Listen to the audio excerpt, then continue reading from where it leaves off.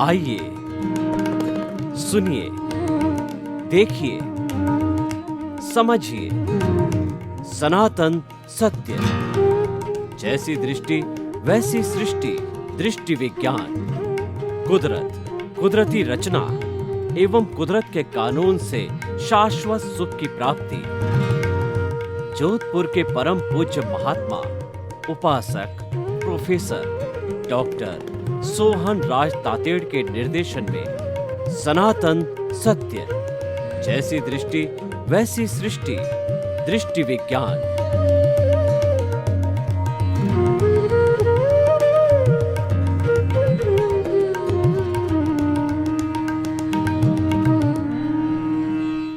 चंदेषु निम्मल यरा आईचेषु अय्यं पयासैरा सागरवर गंभीरा सिद्धा सिद्धिं मम दिशन्तु सिद्धा सिद्धिं मम दिशन्तु।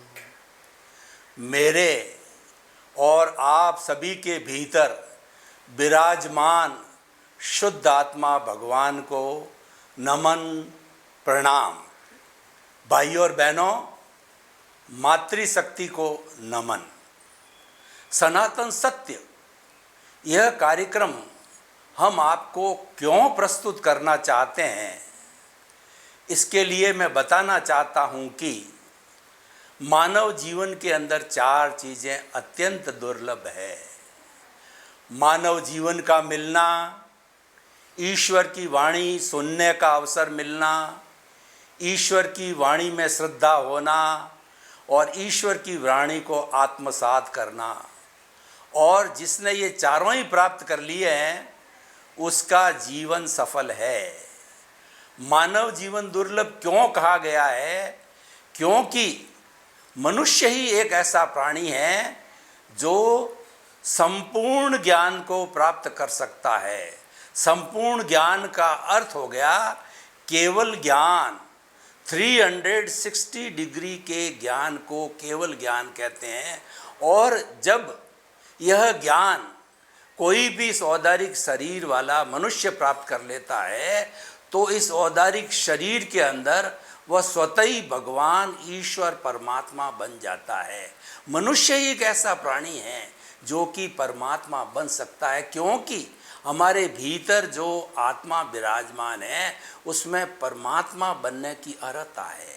अब हम परमात्मा कैसे बने, उसके लिए हमें सनातन सत्य, यूनिवर्सल ट्रुथ, सार्वभौम सत्य की आवश्यकता रहती है कि what is the ultimate reality of this ब्रह्मांड, of this cosmos, of this world. वो हम सनातन सत्य के माध्यम से आपको देना चाहते हैं। और ये हमारा सनातन सत्य कुदरत, कुदरती रचना और कुदरत के कानून पर आधारित है। जो सारा ब्रह्मांड है वह कुदरत है। और इस कुदरत के अंदर जो 84 लाख जीवा योनि के प्राणी जो जिनके बर्थ प्लेसेज हैं और आत्मा की संख्या अनंत है, वो उसका सनातन सत्य प्राप्त करके और वो शाश्वत सुख को प्राप्त करते हैं। ऐसा सुख जिसके बाद कभी दुख आता ही नहीं है। अतः हम उस शाश्वत सुख को प्राप्त करने के लिए सनातन सत्य कार्यक्रम देते हैं। तो आज का हमारा बहुत ही सुंदर एपिसोड है, वह है अमृतत्व की ओर।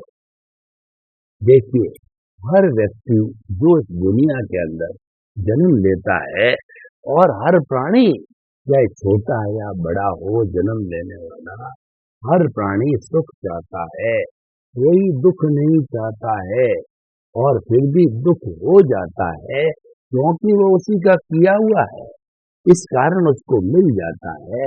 लेकिन चाहता वह सारा सुख है। तो सुख प्राप्ति करने के लिए हमको क्या करना पड़ेगा? हमें अमृतत्व की ओर जाना पड़ेगा। जो अमरत्व है वही परमानेंट सुख है, जिसके बाद कोई दुख आता ही नहीं है। इसको ब्लिस कहते हैं, इसको कहते हैं अनंत सुख का धाम कहा जाता है। देखिए, कि जब हम जन्म लेते हैं तो जन्म से मृत्यु के बीच का जो होता है हमारा लाइफ स्पान होता है। तो बच्चा जन्म लेते ही 4-5 साल उम्र तक बालक रहता है, उसके बाद में वह किशोर होता है, किशोर के बाद में युवा होता है, युवा के बाद के अंदर वह प्रौढ़ हो जाता है, प्रौढ़ के बाद वृद्ध होता है, वृद्ध होकर के बाद में पूरी उसकी लीला समाप्त हो जाती है। तो इतने पूरे समय के अंदर जो है उसको कुछ ऐसे कार्य करने चाहिए ताकि वो अमर हो जाए, क्योंकि अमर होने वाला व्यक्ति है वो मानव जीवन ही है, दूसरा कोई प्राणी अमर हो नहीं सकता।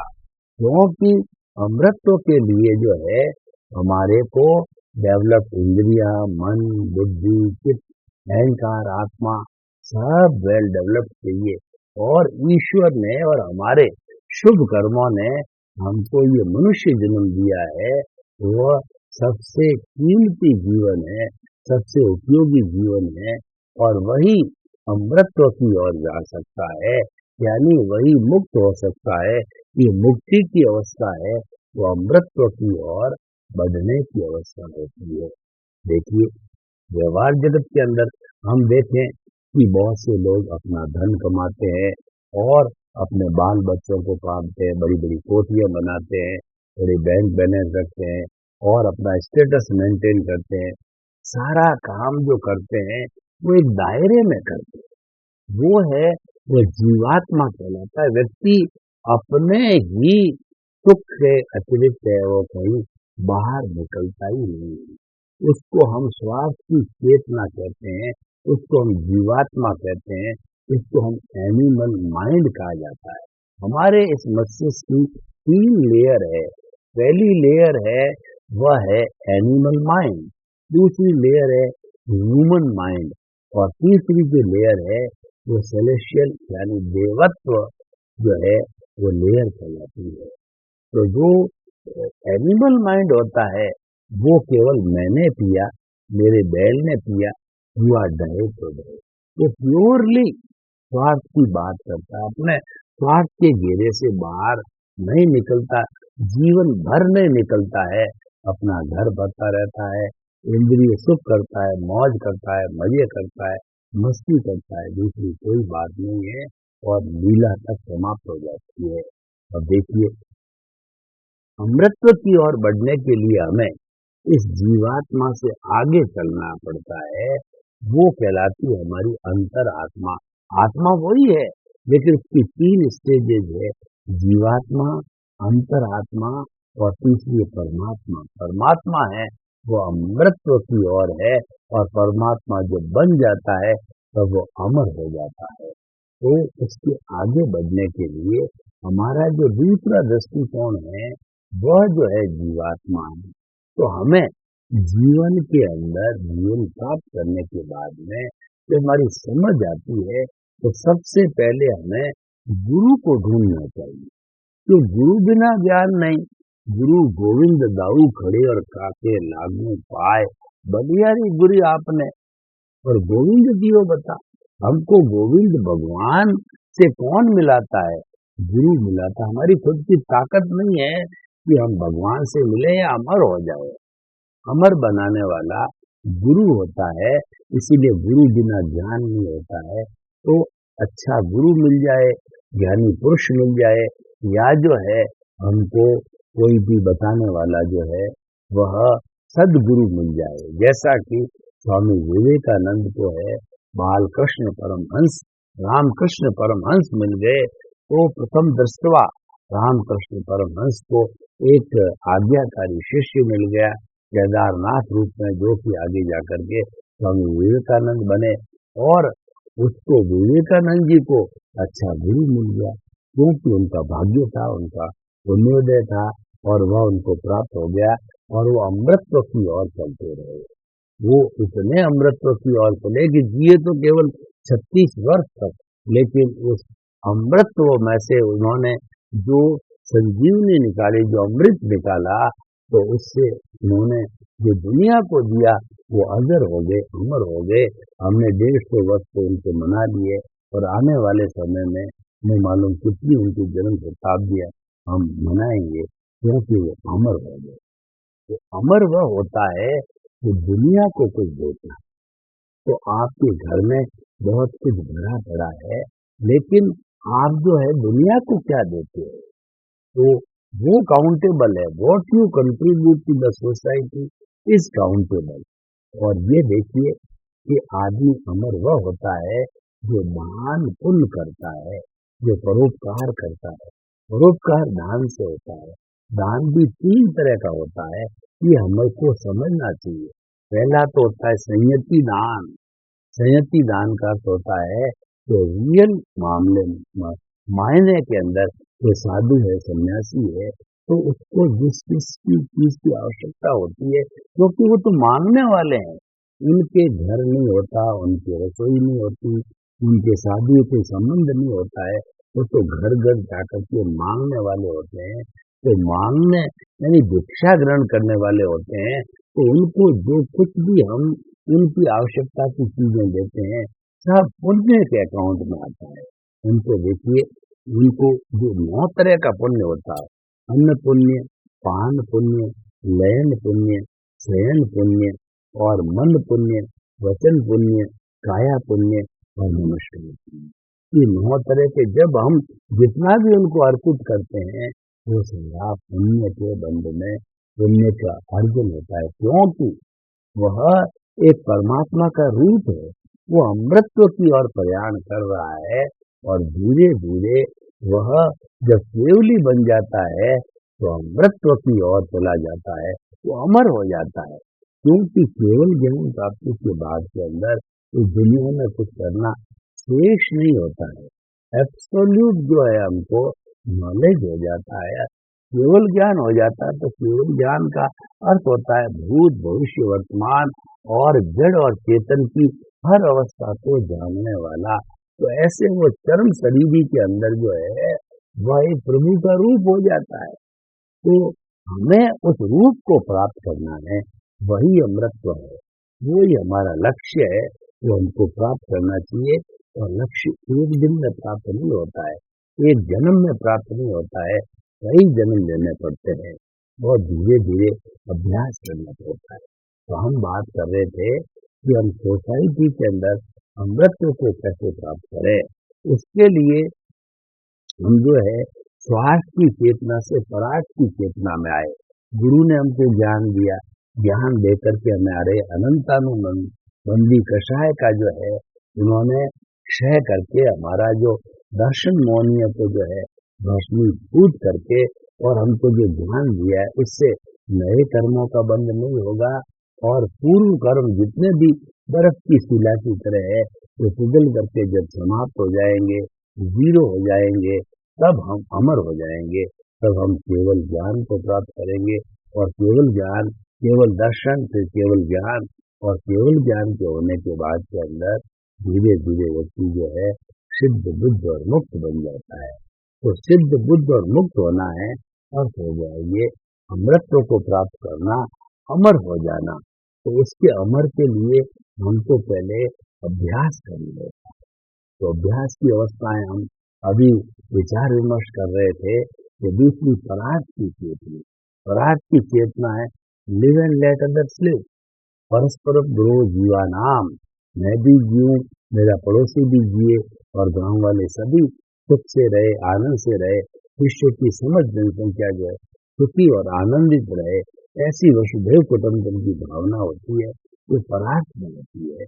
और परार्थ के अंदर जो है हम अपने स्वार्थ के साथ साथ में लोक कल्याण की भी बात करने लग जाते हैं।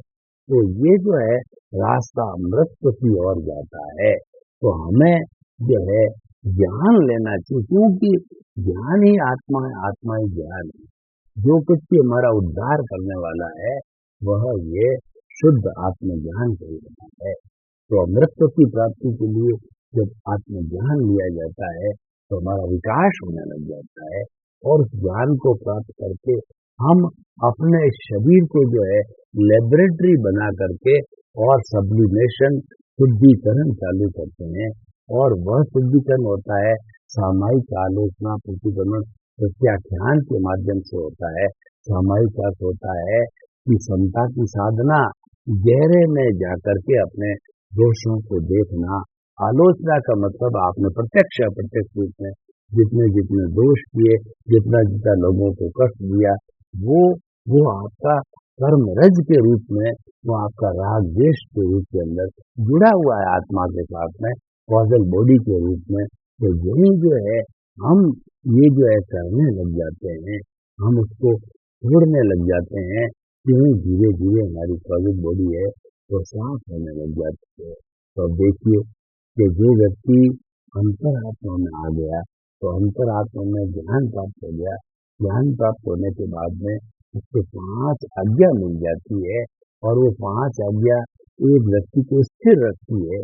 वो उसके जो सीमा से, लक्ष्मण रेखा से बाहर नहीं जाने दे। अगर सीता जी लक्ष्मण रेखा के बाहर नहीं गए होते, जो लक्ष्मण जी ने खींची थी, तो वो जो है रावण उनको हर के नहीं ले जा सकता था। रावण ने बहुत कोशिश किया, तो रेखा पे जो ही पैर देता है तो उसको करंट रूप में आता है, यानी वो उस रेखा के भीतर नहीं जा सकता है। तब उसने साधु का वेश बना करके, बहाना बना करके सीता जी को भिक्षा देने के लिए कहा।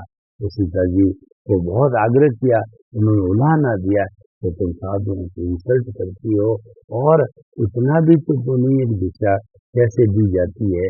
तो जब आग्रह किया तो वो बाहर आ गई, यानी लक्ष्मण रेखा को उन्होंने तोड़ दिया। लक्ष्मण रेखा से बाहर आते ही हरण हो गया, वरना उनका हरगिज हरण नहीं होता। तो उसी तरह से ये जो 5 आज्ञा जो है अंतरात्मा वाले साधक को मिलती है, ये एक लक्ष्मण रेखा है कि हम इसके भीतर ही है, इसके बाहर ना आए। और इसका मूल जो सोर्स है वो है प्रीति, जागृति और अनुभव। हमको ज्ञानी पुरुष सदगुरु जब ज्ञान दे देते हैं तो हमको परमात्मा पद पर बिठा देते हैं, आत्म पद पर बिठा देते हैं। परमात्मा बने नहीं है, लेकिन हमारे को पद है, वह उस पर आत्म पद के ऊपर बिठा देते हैं। पहले हम कर्ता पद पे थे, मैं सोहन राज रूप में था और अपने को कर्ता ही मानता था। उस पद को हटा करके चेंज कर दिया उन्होंने, और चेंज करके आत्म पद के ऊपर बिठा दिया कि तुम तो शुद्ध आत्मा हो, ज्ञाता हो, दृष्टा हो, जानने वाले हो, देखने वाले हो। तो ऐसी जो है हमें प्रीति करा दी, जो कि 100% समय तक रहती है, और वह प्रीति ऐसी जम जाती है कि रात को भी उठाया जाए, पूछा जाए तुम कौन हो, तो हम जवाब देते हैं कि रिलेटिव व्यू पॉइंट से जो है ये नामदारी देहदारी बैटिंग रूप में है, लेकिन रियल जो है स्वरूप के अंदर ये शुद्ध आत्मा है। और हम हर प्राणी के अंदर शुद्ध आत्मा के अनुभव करने लग जाते हैं, आत्मतुलावत हो जाते हैं। इसका अर्थ ये हुआ कि समस्त प्राणियों में एक जैसी शुद्ध आत्मा के दर्शन करने का अभ्यास करने लग जाते हैं। जब ये अभ्यास धीरे धीरे बढ़ता है व्यक्ति का, तो साथ साथ में इस जागृति के साथ साथ में अनुभव भी बढ़ता जाता है। उसको एहसास जो है ना, वो एहसास 100% धीरे धीरे होने लग जाता है। अब जब 360 डिग्री का ये एहसास अनुभव हो जाता है कि नहीं तो तुम तो ज्ञाता दृष्टा शुद्ध आत्मा ही हो, स्वद्रव्य हो, परद्रव्य को छोड़ो, तब जो है वह परद्रव्य को छोड़ करके, इस शरीर को छोड़ करके सिद्ध बुद्ध मुक्त भी बन जाता है। तो ये अमृतत्व की ओर चला जाता है। सिद्ध बुद्ध मुक्त बनने का अर्थ यह है कि वो अमर हो गया, और अमर होने के बाद में जो वो आत्मा 84 लाख जीवा योनि में भ्रमण करने के लिए नहीं आती, क्योंकि सबसे बड़ा जो दुख का कारण है, वह कारण जो है वह ये हमारा बार बार जन्म लेना होता है। बार बार माँ के पेट में 9 महीने उल्टा लटकना, खट्टी मीठी डकारों को जो है लेना, और गंदगी के अंदर रहना, गंदगी को खाना, ये सारा होता है। तो भीतर बैठा बैठा मनुष्य ईश्वर से प्रार्थना करता है, हे प्रभु मेरे को जल्दी जल्दी बाहर निकाल इस जेल में से, तो मैं आपको भूलूंगा नहीं, और मैं जो है जीवन के अंदर अच्छे अच्छे कार्य करूंगा। लेकिन जब वो 9 महीने पूरे होकर के बच्चा बाहर आता है, बाहर की हवा लगती है, परिवार के लोगों की हवा लगती है, और वह सारी चीजें स्वाद की होती है, वह उन्हें समझ जाता है। तो हम बात कर रहे थे अमृतत्व की ओर होने की।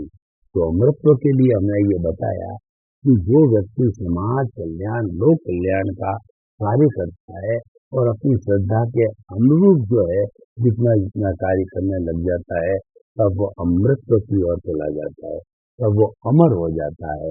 और कई लोग ज्ञान बांटते, हमने 3 तरह के जो दान की बात कही। पहला संहति दान का हमने बताया, दूसरा जो है वो अभय दान।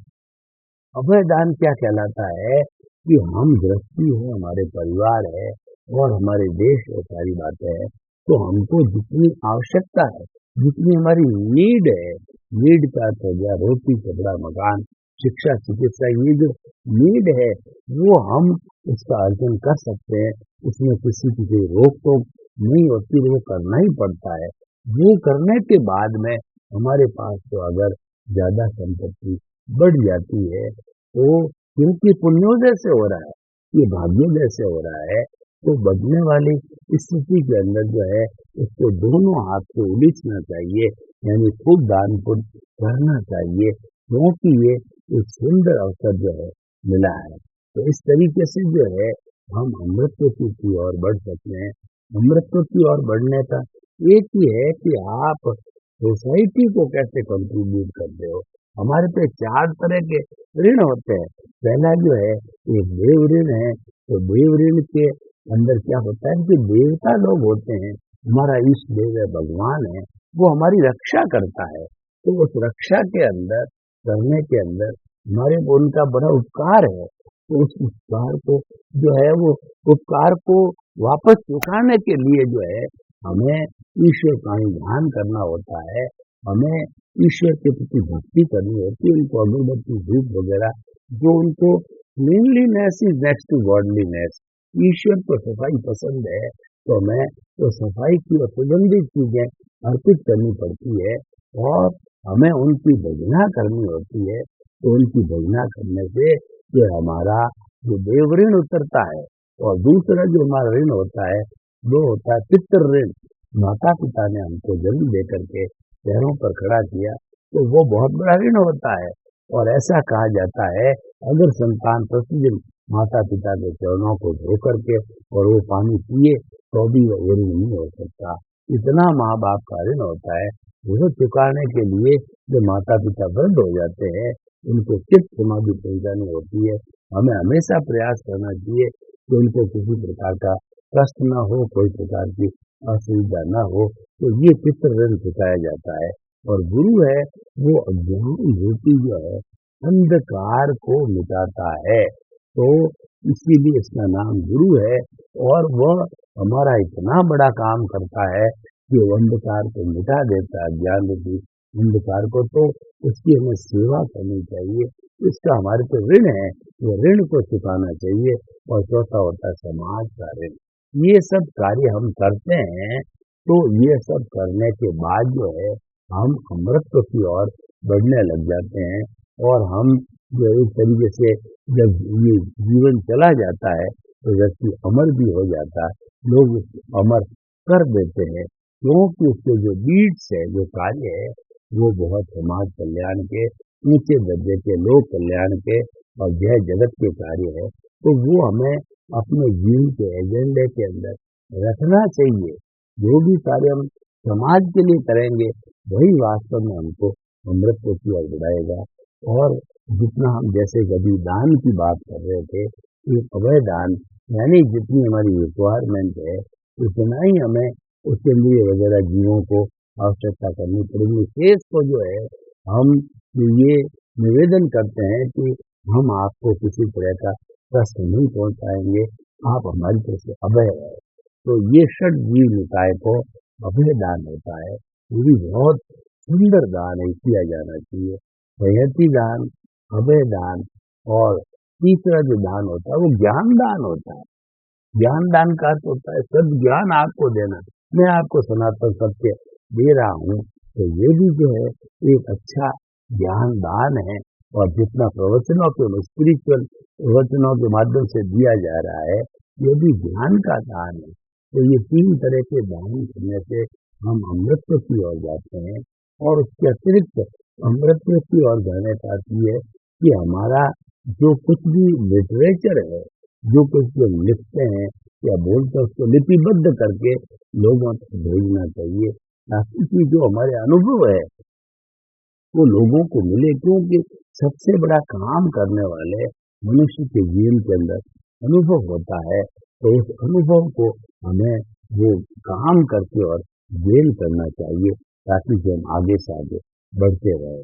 तो भाइयों बहनों, हम अब इस एपिसोड को ओपन टू दी ऑडियंस करते हैं, यानी ऑडियंस के समक्ष जो है हम इसको रखते हैं, तो हम पता करते हैं इनकी क्या जिज्ञासा है और जो इन्होंने प्रस्तुति कैसे दी है, ये क्या जानकारी करना चाहते हैं।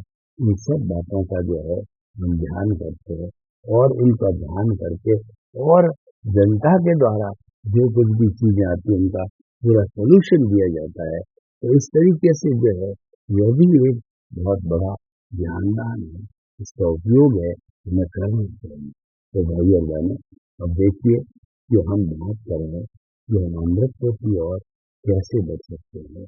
तो उसके बढ़ने के लिए मूल बात यह है कि हमें अपने चेतन की, अपने स्वरूप की जो है धीरे धीरे अवगति होने लग जानी चाहिए, और अवगति लेने के बाद के अंदर उसके कल्याण के लिए उसके साथ जो कषाय है, कौशल बॉडी है, कर्म शरीर है, लिंग शरीर जुड़ा हुआ है, उसको संपूर्ण समाप्त करना, यानी संपूर्ण निर्जरा का अर्थ होता है मुक्ति की ओर जाना। तो हम जो है वह अपने खुली मुक्ति से उस ओर जा सकते हैं। तो देखिए ये सारा जो कार्य है जो अमृत की ओर ले जाता है, वह हमारा कॉन्ट्रीब्यूशन टू द सोसाइटी है, कॉन्ट्रीब्यूशन टू द इंडिविजुअल है। अगर हमने सेवा के कार्य नहीं किए हैं तो वो हमारा जीवन कोई अमूल्य जीवन नहीं होता है। केवल मात्र जो है हमारी स्वार्थ की चेतना होती है, परार्थ की चेतना बिल्कुल नहीं होती है। तो देखिए कि आज हमने स्पष्ट भाषा में बात करें, आज इसको पूरा जो है वो ऑडियंस को हम ओपन करें और लोगों की उसके बारे में क्या सजेशन, क्या राय, क्या प्रतिक्रिया जानना चाहें, तो हर व्यक्ति ये चाहेगा कि नामर हो जाए, तो अमृत की ओर जाना चाहेगा। इसीलिए हमने विषय लिया है कि अमृत क्या है और व्यक्ति अमृत की तरफ कैसे जा सकता है, ये सब हमें ध्यान देने की आवश्यकता होती है। तो आप अमृत की ओर बढ़े, ऐसे समाज में अच्छे अच्छे कार्य करें। सर्वे भवन्तु सुखिनः, सर्वे सन्तु निरामया, लोक के सब जीवों को सुख मिले, शांति मिले, आनंद मिले और आपके प्रति मंगल मिले।